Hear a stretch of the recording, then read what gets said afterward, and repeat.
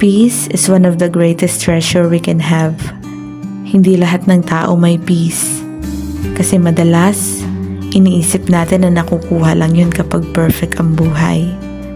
No problems, no struggles. Pero ang totoo, peace is not in the absence of problems.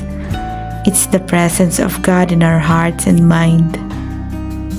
Peace means choosing to let go of what you cannot control instead of holding on to your worries.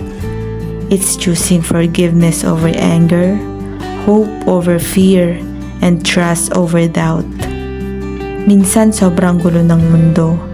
Ang dami mong iniisip, ang bigat sa puso, pero kapag inilapit mo lahat kay Lord, He gives you peace na hindi kayang ibigay ng mundo.